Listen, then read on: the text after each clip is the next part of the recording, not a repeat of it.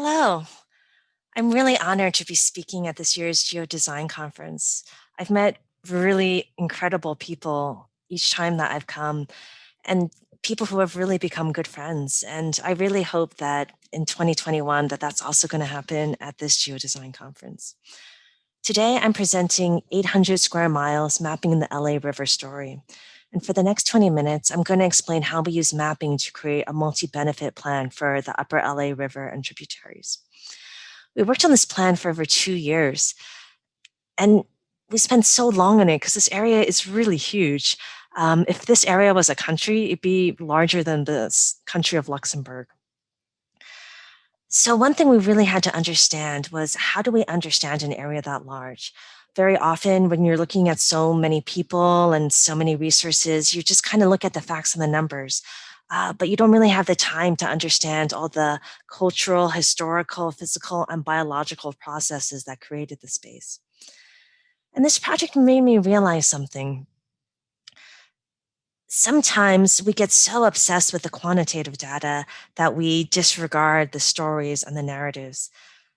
I have to admit that oftentimes I've heard something really great and interesting and relevant, but I didn't know how to put a number to it. So I wasn't sure exactly how to add it into my analysis.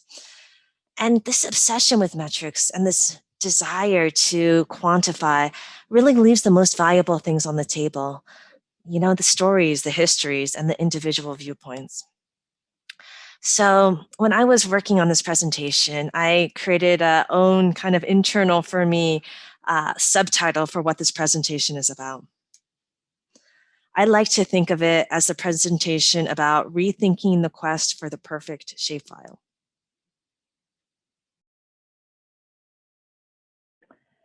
So I've switched into full screen mode to introduce myself. My name is Jean Yang. I'm an associate at Studio MLA, Mia Lair's office, which is the finest landscape architecture and urban design studio ever. And I'm taping this video right now from New Jersey. I was fortunate enough to be able to return to my parents' home and help them during this difficult time. And I don't think you can see behind me, but I wanted to record this in front of the view that I grew up with. It's a view of the lake, and it's a view that has inherently shaped how I think about the world. And as I mentioned before, I'm a recovering metricaholic. I have never met a metric that I didn't like. So I studied economics for undergrad, and after that, I worked for firms like Westfield, studying demographics, sales data, and market potential. And after a few years, with all the data that I could hope for, yeah, you know, if you really want to know a community, you really should look at the sales data of their local mall. Anyway, after I had all the data that I wanted, I realized that there really was something missing. My quest for the perfect algorithm was inherently flawed. And so I went back to school and I got my master's in urban planning and landscape architecture and started to kind of like redefine my view about what creates the best solutions. One key thing that we have to understand is that most people believe that maps are the absolute truth. But we have to know that maps are still products of cultural conventions and that they are inherently biased. In September 2019, the New York Times published an essay by Charles Blow titled "Maps Don't Lie" that took aim at Donald Trump's now infamous palimpsest weather map. He argued that this type of manipulation was a bridge too far. He defended the sanctity of maps and urged us to be aware that sometimes they could play a part in political deceptions. Well, I completely agree with Mr. Blow. His editorial missed a key point. Maps are always political on some level. They are always biased in some way. Sometimes the intention was intentional. Sometimes it was with malice. Most times it was for good and rational reasons.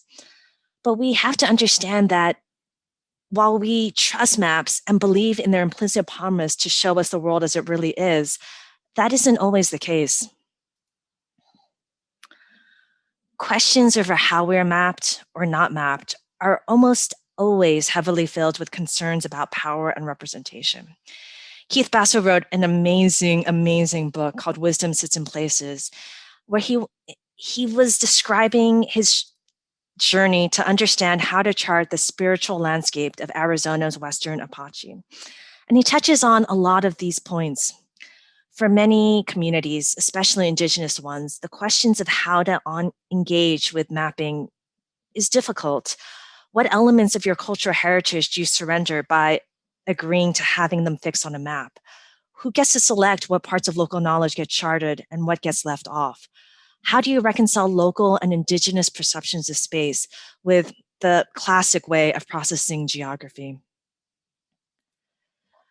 These questions about how to reconcile individual understanding of space with more classic understanding of space is something that has come across a lot.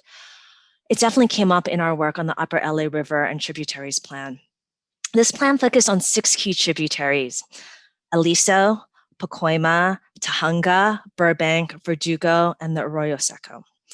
And we really wanted to understand these spaces, what they were like currently, what they were like in history, and how they were valued. This is a map from 1900, which I got from the USGS Historical Topographic Map Explorer. If you guys have not gone to this website, it's really amazing.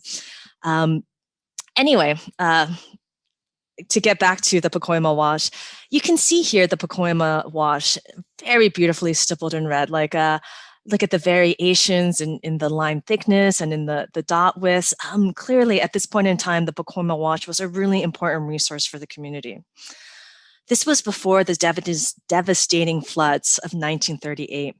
After those floods, there was a move to control and channelize these rivers. And soon after, nobody was allowed to access it all.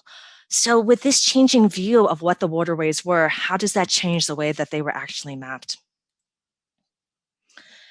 Here is a map from USGS of the very same area in 1988. And so I've kind of like put a label of where Pacoima Wash is. So don't get excited. This blue line over here, this blue square is not the Pacoima Wash. That's a spreading basin. Pacoima Wash is this almost imperceptible blue line. And after meeting with members of the community and walking the site up and down, this is actually a pretty accurate reflection of how the culture around it sees the Pacoima Wash. Most people don't even know it's there, and it's almost disappeared from their day-to-day use. Waterways can provide many benefits to the communities and help their ecosystems thrive. They could recharge the aquifers, provide habitat. And yet, as you can see in this diagram of typical existing conditions around the tributaries, urban sprawl and single-use infrastructures have really hampered the potential of these waterways. Luckily, we weren't the only ones that bemoaned the disappearance of the tributaries from these maps. In 2017, Governor Jerry Brown signed Assembly Bill 466, which established within the Santa Monica Mountains Conservancy a working group focused on realizing their importance. Let me read you a little bit of that Assembly Bill so you could get a sense of what Governor Brown was going for. The Revitalization Plan shall address the unique and diverse needs of the Upper LA River, Pacoima Wash, Tujunga Wash, and Verdugo Wash, and the communities through which they pass, and to include watershed education programs. The master planning process shall include community engagement and a prioritization of disadvantaged communities. This was really exciting for us because when we saw the exact Assembly Bill, we saw that the leadership was really looking at the watershed at 2 scales. At one level, they were seeing it as an interconnected entity. They were looking at the 800 square miles of watershed that work together. And then at the second scale, they were looking at it at the individual community level. And to that, we wanted to add a third level, the individual level. We wanted people to fall in love with the tributaries. This is a picture, a drawing, and a poem that some residents gave to us when we were talking to them about their waterways. And it really speaks to what we were looking to create. We want more people to write poems about these waterways, to talk about water that is clean and fresh, born of water from the sky. And this isn't just because it's good for the soul. and good for the community, but because without people falling in love, if we aren't creating new visionaries and advocates, we'll never become efficient enough in our use of energy or materials to protect these really important waterways. So, how do we get started? I'm reminded always when I begin a project about this poem from Emily Dickinson. She said that wonder is not precisely knowing, and not precisely knowing not. I've always interpreted this as meaning that knowledge lies in between where we currently are, what we wish to be, and a forgotten past. So for this project, we began at the beginning by finding the space between knowing and knowing not. On a more practical, less poetic level, we began by parking ourselves on Living Atlas and digging through all the different data sets and trying to find those metrics that most closely tied to our objectives. For example, one really important thing was we wanted to create spaces next to the waterways that could provide ecology, water infiltration, and of course, a fun place for people to hang. We were really prioritizing those areas where there was the highest park need. So here in light blue, you're seeing park need. And we decided to use the LA County Park Needs Assessment to measure that data. Park need is traditionally measured with a single metric, such as number of acres of park per 1,000 people, or what percentage of residents live within walking distance of a park. But measuring only a single aspect of need really gives you a one-dimensional understanding. So we decided to use the LA County Park Needs Assessment. It uses 5 metrics: park condition, park access, park land, park pressure, and park amenities to explain physical park needs. On top of that, we layered gaps in culture, arts, and education. We saw the waterways as potential venues for people to connect to their local history, culture, and art. And so we wanted to know where there weren't spaces that had institutions that could help do that, and where the waterways could help connect those dots. We also understand the potential of the waterways to connect people to nature, ameliorate pollution, and improve life. And again, we wanted to understand where there was the most need for these kinds of solutions. For that, we've layered on top here, in the next level of blue, those communities that are in the top 10 most disadvantaged tracts, according to Cal EnviroScreen. Cal EnviroScreen uses a suite of metrics such as asthma, particulate matter in the air, and education levels to understand where there was a disproportionate amount of environmental burden and where people really need open spaces and nature-based solutions that could help ease some of the pollution and burden that they have. Of course, on the flip side of need is opportunities and feasibilities. And that comes at many levels. Tier 1 is the low-hanging fruit. This tier includes vacant land that we might be able to acquire and convert into our grand plan. Another level of feasibility includes the parks and the open spaces that are next to our tributaries. These are spaces where we could teach people about the waterways, about the history of the land. We could install bioswales to clean runoff before it gets into the channels and increase access to the waterways. And finally, we looked at spaces owned by cities, counties, government agencies, and other nonprofits, groups that have a similar mission and a vision to ours that could join our crusade. And so here you see in dark blue those areas where high need and land opportunity are meeting, and kind of like create a framework about what those high priority areas in our huge 800 square miles. But of course, this was just the beginning. We wanted to explore the cultural and social dimensions. We wanted to know where the beloved space is. We wanted to fill the maps with local places and local stories. We wanted to step out of the world of metrics and objectivity and get into the gray area that we can't exactly measure, but those things that make our lives so much richer. square. For the tributary, we see the community use words like ecology, habitat, and bridges, which syncs up with the facts that we know about the area, its historic streams, ecological area, and drainage area. And there's a real link here between community and vision. We see the potential to link history, Charles Loomis's heritage, parks, with a vision for history, physical connections, and restoration. And so here you can see how we, Studio MLA, Tetra Tech, and the Mountains Recreation and Conservation Authority interpreted what the community and the data told us. You're seeing here in Sycamore Grove the daylighting of a hidden tributary and a rewilding of this space with a more riparian habitat.